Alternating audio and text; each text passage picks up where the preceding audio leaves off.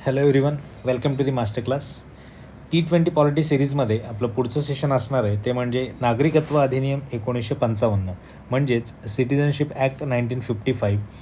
ह्या ॲक्टला आपण बघितलं की भारतीय राज्यघटनेमधलं कलम 5 ते कलम 11 याच्यामध्ये नागरिकत्वाच्या संदर्भातली कलमं होती, परंतु यांना मूर्त स्वरूप किंवा कशा पद्धतीने तुम्हाला नागरिकत्व देता येईल किंवा नागरिकत्व तुमचं काढून घेतलं जाईल या सगळ्याच्या संदर्भातल्या एक डिटेल प्रोव्हिजन्स आपल्याला या कायद्यामध्ये पाहायला मिळतात. या कायद्यामध्ये बऱ्याचदा आपल्याला अमेंडमेंट झालेलं पाहायला मिळतात आणि वेळोवेळी आपण कालसापेक्ष अशा पद्धतीचे बदल देखील याच्यामध्ये पाहायला मिळतात. ओके, सो अतिरिक्त वेळ न घालवता आपण डायरेक्ट सेशन सुरू करूयात. सो नागरिकत्व अधिनियम 1955 याचं जर इंट्रोडक्शन आपण द्यायचं झालं तर भारतीय संविधानाचं कलम 5 ते कलम 11 याच्यामध्ये आपल्याला या सगळ्या नागरिकत्वाच्या संदर्भातल्या तरतुदी पाहायला मिळतात. मात्र कलम 11मध्ये आपण पाहिलं की कलम 11मध्ये काय आहे तर संसदेला काही अधिकार देण्यात आले. कसले अधिकार तर नागरिकत्वाच्या संदर्भातलं कायदे करण्याचा अधिकार त्यांना कोणाला देण्यात आलेला आहे, संसदेला देण्यात आले. इथे देखील PYQ आहे हा. त्याचबरोबर इथे क्वेश्चन देखील बनतो की कोणाला अधिकार देण्यात आलेले आहेत. ओके, सो ह्या सगळ्या संदर्भात आपण आजचं डिस्कशन करणार आहोत. भारतीय संविधान कधी लागू झालं तर 26 जानेवारी 1950. कधी आपण स्वीकारलं त्याच्याबद्दल 26 नोव्हेंबर 1949, ज्याला संविधान दिन देखील आपण म्हणतो. तर ओके, त्याच्यानंतर नागरिकत्व अधिनियम जो आहे म्हणजेच हा 1955चा कायदा हा 30 डिसेंबर 1955ला आपल्याला लागू झालेला पाहायला मिळतो. ओके, तर याच्यामध्ये कोणकोणत्या प्रोव्हिजन्स आहेत, सगळ्यात महत्त्वाची कलमं त्याच्यात आहेत. काही डेफिनेशन्स दिलेले आहेत, जसं की इलिगल मायग्रंट म्हणजे काय किंवा अल्पवयीन म्हणजे काय, तर या सगळ्या प्रोव्हिजन्स आहेत. आपल्याला हा कायदा पूर्ण करायचा नाही आहे, तर यातले काही महत्त्वाचे सेक्शन आहेत ज्याचं नागरिकत्वाच्या म्हणजे पॉलिटीच्या संदर्भात आपल्याला प्रश्न येऊ शकतो. ओके, सो नागरिकत्व मिळवण्यासाठी कोणत्या पद्धतीने आपल्याला अर्ज करावा लागेल किंवा कोणाकोणाला नागरिकत्व मिळेल. ओके, तर सगळ्यात पहिली याच्यामधली टर्म आहे ती म्हणजे जन्माने म्हणजे बाय बर्थ. सेक्शन 3मध्ये कोणत्या कायद्यामध्ये तर इंडियन सिटिझनशिप ॲक्ट 1955च्या सेक्शन 3मध्ये आपल्याला बाय बर्थ आपण नागरिकत्व मिळू शकतो. कसं तर त्याच्यामध्ये देखील आपल्याला इथे काही डेट्स पाहायला मिळत आहेत, त्याच्यानुसार आपल्याला जावं लागेल. 26 जानेवारी 1950 ते 1 जुलै 1987 या दरम्यान भारतात जन्मलेली कोणतीही व्यक्ती ही भारतीय नागरिक असेल. ओके, सो या दरम्यान म्हणजे या डेट आपल्याला इम्पॉर्टंट आहेत त्याच्यामध्ये. त्याच्यानंतर 1 जुलै 1987 ते 3 डिसेंबर 2004 याच्यामध्ये पालकांपैकी एक कोणतरी भारतीय असणं आवश्यक असणार आहे. ठीक आहे, त्यानंतर 3 डिसेंबर 2004 नंतर काय ती कोणती तरी एक अट पूर्ण केलेली असावी. ती म्हणजे कोणती तर दोन्ही पालक भारतीय नागरिक असावेत किंवा एक भारतीय नागरिक आणि दुसरा इल्लिगल मायग्रंट नसावा. तर इल्लिगल मायग्रंट म्हणजे काय की जे घुसखोर असतात, म्हणजे कोणताही व्हिसा किंवा कोणत्याही परवाना न घेता भारतीय हद्दीमध्ये प्रवेश केलेला असतो आणि राहत असतात, त्यांना आपण इल्लिगल मायग्रंट असं म्हणतो. तर इल्लिगल मायग्रंट नसला पाहिजे आणि एक भारतीय जर असेल एखादा पॅरेंट तरी देखील त्याला नागरिकत्व मिळेल. आता ह्या डेट्स का लक्षात ठेवायच्या आहेत कारण याच्यामध्ये अमेंडमेंट झालेले आहेत आणि त्या अमेंडमेंटच्या नुसार त्या वेळेस काय करण्यात आले, एक एक टर्म ॲड करण्यात आली. त्याच्यामुळे आपल्याला हे पूर्णपणे या कलमामध्ये म्हणजे सेक्शन 3मध्ये आपल्याला बाय बर्थ कशा पद्धतीने नागरिकत्व मिळेल हे देखील दिलेलं आहे. ओके, सो तिसरं कलम बाय बर्थ हे लक्षात ठेवायचं आणि याच्यामध्ये ही पहिलं मार्ग आहे कसला तर नागरिकत्व मिळवण्याचा बाय बर्थ. नेक्स्ट याच्यामध्ये बाय डिसेंट म्हणजे वंशाने तुम्ही कसं नागरिकत्व मिळाल हे सेक्शन 4मध्ये सांगितलं आहे. म्हणजेच काय की भारतीय नागरिकाच्या परदेशात जन्मलेल्या मुलास नागरिकत्व द्यायचं आहे. समजा एखादा इंडियन सिटिझन आहे, बरोबर, इंडियन सिटिझन आहे, तो भारतामध्ये राहतो, परंतु त्यांनी जर अमेरिकेमध्ये काही कारणास्तव नोकरीच्या कारणास्तव त्यांनी जर प्रवेश केला, त्यानंतर ते सेटल झाला आणि त्याला तिथे जर एखादं अपत्य जन्माला आलं तर त्यावेळेस त्याला नागरिकत्व त्यांनी कसं मिळेल याच्या संदर्भातले ह्या प्रोव्हिजन्स आपल्याला पाहायला मिळतात. सर जन्माची जी भारतीय दूतावासामध्ये नोंदणी करणं आवश्यक आहे अशा केसमध्ये, त्याचबरोबर कालावधीनुसार आवश्यक अटी पूर्ण देखील करू शकतो. ओके, आता तो ज्यावेळेस त्याला नागरिकत्व आपण देऊ म्हणजे भारतीय दूतावासामध्ये आणि त्यानंतर अमेरिकेतून त्याने पुन्हा भारतामध्ये प्रवास केला, त्यानंतर तो 18 वर्षाचा होईपर्यंत जर त्याच्या लक्षात आलं की आपण तर अमेरिकन सिटिझन आहोत, आता आपल्याला भारतामध्ये नागरिकत्व हवं आहे, तर त्यावेळेस त्याने काय करायचं तर भारतीय दूतावासामध्ये नोंदणी केलेली तर असेलच आणि त्याच्यानुसार त्याला भारतीय नागरिकत्व देखील बहाल केलं जाऊ शकतं. म्हणजेच वंशाने जो भारतीय नागरिक आहे परदेशात जन्मलेला आहे त्याला आपण काय करू भारतीय नागरिकत्व देऊ वंशाने. कोणत्या सेक्शननुसार सेक्शन 4नुसार. त्यानंतर नोंदणीद्वारे म्हणजे बाय रजिस्ट्रेशन कशा पद्धतीने आपल्याला त्याला नागरिकत्व देता येईल हे आपल्याला सेक्शन 5मध्ये एक्सप्लेन केलेलं आहे. तर याच्यामध्ये खालील व्यक्ती अर्ज करू शकतात. कोणती व्यक्ती आहे, तर भारतीय वंशाची व्यक्ती असली पाहिजे ती, बरोबर. त्यानंतर भारतीय नागरिकाशी विवाह केलेली व्यक्ती असावी. त्यानंतर OCI कार्डधारक निश्चित अटींसह आणि दीर्घकाळ भारतात राहणारी व्यक्ती देखील ती असली पाहिजे. ओके, सो अशा पद्धतीने या सगळ्या गोष्टी आपल्याला लक्षात ठेवायच्या आहेत. नोंदणीद्वारे कशा पद्धतीने रजिस्ट्रेशन घेता येईल. आता याच्यामध्ये जर भारतीय आपण असं म्हणू की वंशाची व्यक्ती असेल तर ती 7 वर्ष सलग भारतामध्ये राहिलेली पाहिजे. 7 वर्ष. त्याच्यानंतर तो काय करेल, त्याला नोंदणी अर्ज करता येईल आणि त्याच्यानंतर नागरिकत्व मिळेल. त्यानंतर जर भारतीय नागरिकाशी विवाह केलेला व्यक्ती असेल तर तीसुद्धा अर्ज करण्यापूर्वी 7 वर्ष राहिलेली असावी.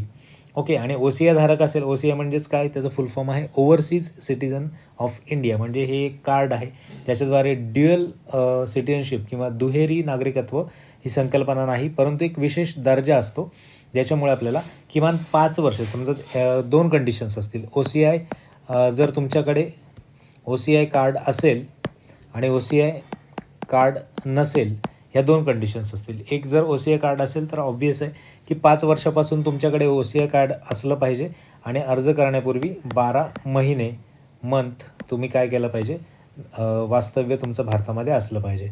आणि जर OCI कार्ड नसेल तुमच्याकडे तर ऑब्व्हियसली तुम्हाला अर्ज करण्यापूर्वी 7 वर्ष तुम्हाला भारतामध्ये राहावं लागणार आहे. ओके, सर ही सगळ्यात महत्त्वाच्या संकल्पना समजून घेण्यासारखी गोष्ट. ओके, त्यानंतर पुढची जर आपण जो मार्ग आहे त्याचा जर विचार केला तर नैसर्गिकीकरण म्हणजेच नॅचरलायझेशन सेक्शन 6 मध्ये एक्सप्लेन केलेलं आहे. याच्याद्वारे काय होईल की ज्या काही विदेशी व्यक्ती आहेत ठराविक अटी पूर्ण करून, आता तुम्ही जर याच्यामध्ये नोंदणीद्वारे कोण आहे तर भारतीय वंशाची नागरिक असावी, म्हणजे इंडियन ओरिजिनची ती व्यक्ती असली पाहिजे. ओके, आणि यावेळेस इथे जर तुम्ही पाहिलं की नैसर्गिकरण किंवा नॅचरलायझेशनच्या पद्धतीने कसं कोण मिळवेल, तर भारतीय शिवाय दुसरा म्हणजे परदेशी व्यक्ती, कोणतरी परदेशी व्यक्ती असेल त्याला जर नागरिकत्व मिळवून घ्यायचं असेल तर कशा पद्धतीने हे आपल्याला सेक्शन 6 मध्ये सांगितलेलं आहे.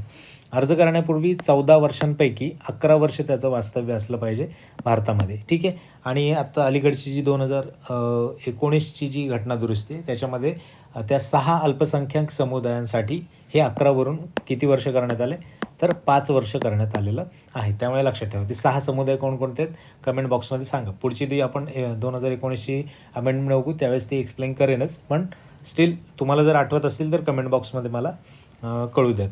त्यानंतर पुढचा आहे 5वा टाईप, तो म्हणजे कोणता, भारतात एखादा भूभाग जर समाविष्ट झाला असेल म्हणजेच bye incorporation of the territory, हे सेक्शन 7 मध्ये आपल्याला सांगितलं. म्हणजे भारतात एखादा भूभाग नव्याने समाविष्ट झाला, जसं की सिक्कीम बघितलं आपण 35व्या घटना दुरुस्तीने 1974ला आपल्याला काय मिळालं, तर असोसिएट स्टेट म्हणजे सहयोगी राज्याचा दर्जा. त्याच्यानंतर 35 नंतर 36व्या घटना दुरुस्तीने 1975मध्ये त्याला पूर्ण राज्याचा दर्जा आपण दिलेला.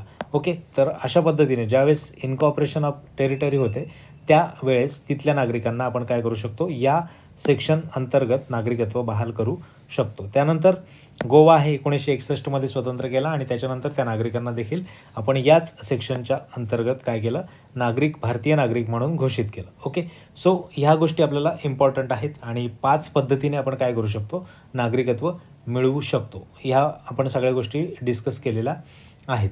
आता याच्यामध्ये 6 तर आपण इथं पाहिलं नॅचरलायझेशन.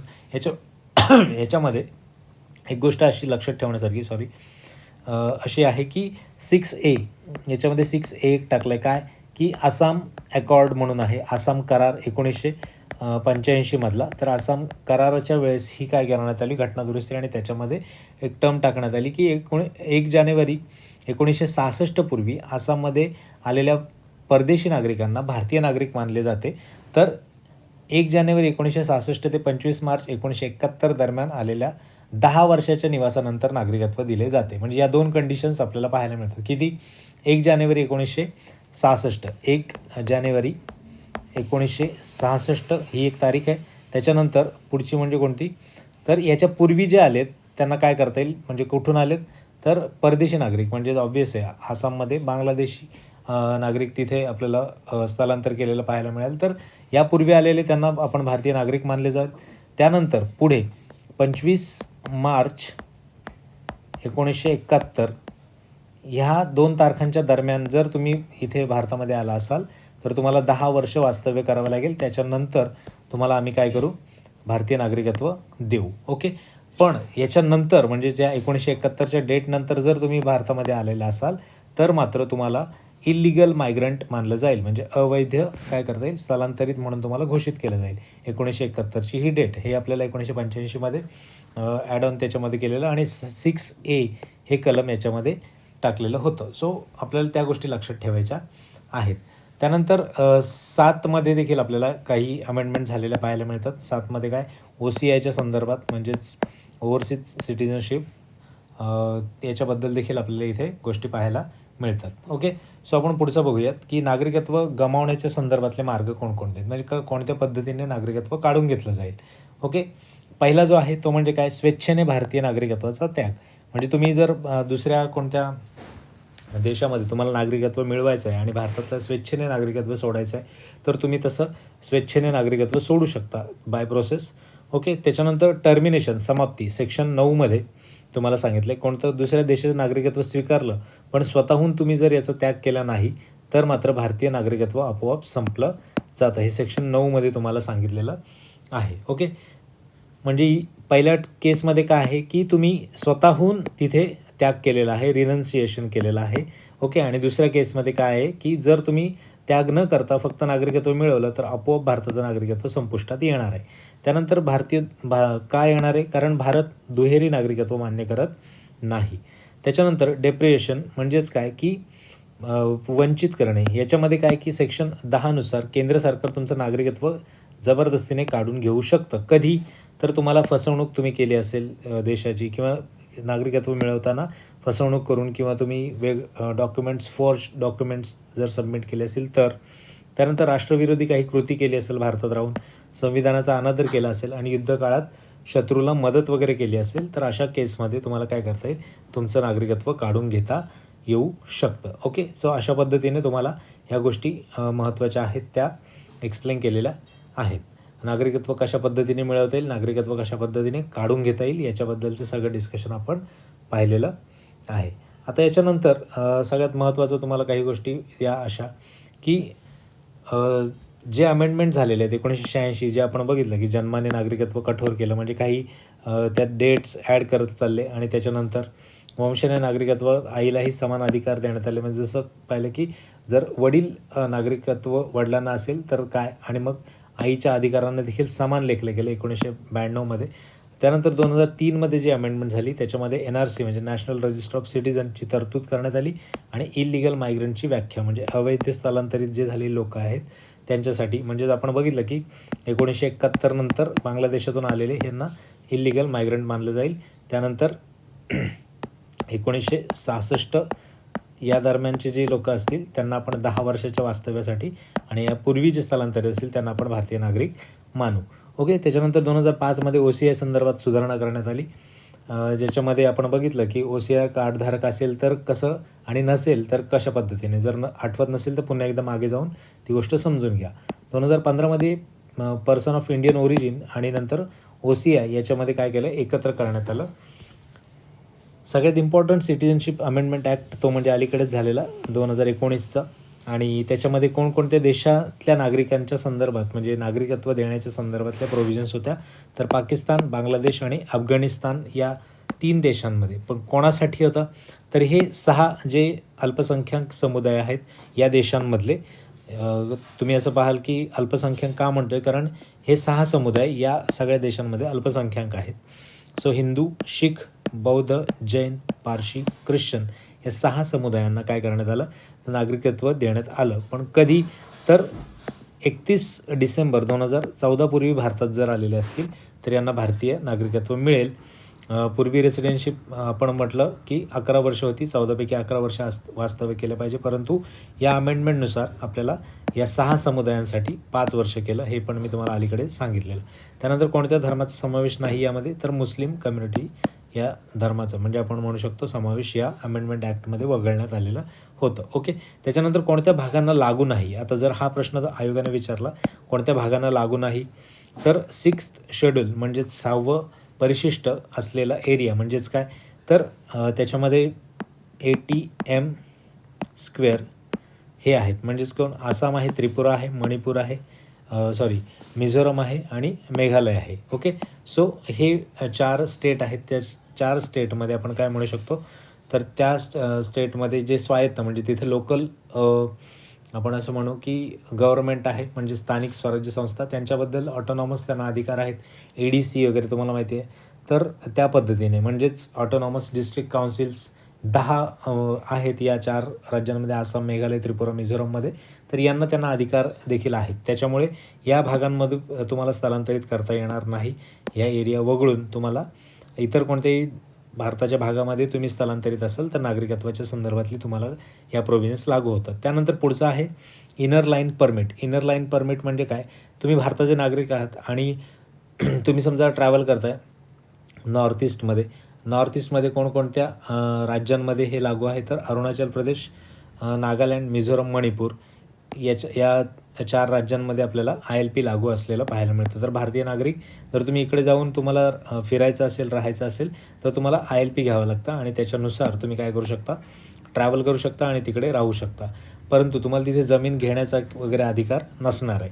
ठीक आहे, पण तुम्ही जर विदेशी नागरिक असाल तर तुम्हाला ILP लागेल का, तर नाही. त्यावेळेस तुम्हाला PAP लागणार. ओके, PAP किंवा RAP ह्या गोष्टी लक्षात घ्यायच्या आहेत. ओके, म्हणजे प्रोटेक्टेड एरिया परमिट हा विदेशी नागरिकांना लागतो आणि भारतीय नागरिकांना कोणता लागतो, तर ILP लागतो. PAP प्रोटेक्टेड एरिया परमिट हा कोणासाठी, तर फॉरेन जे लोक आहेत त्यांच्यासाठी, आणि इंडियन लोकांसाठी तर ILP हा लागणार आहे. Okay, so citizenship amendment act 2019 याच्या दरम्यानचे आपण डिस्कशन पाहिलेलं आहे.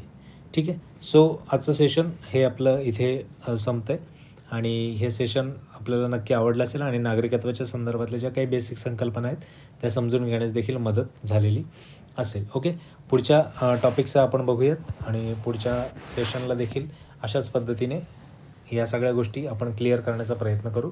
सो नक्कीच आपल्या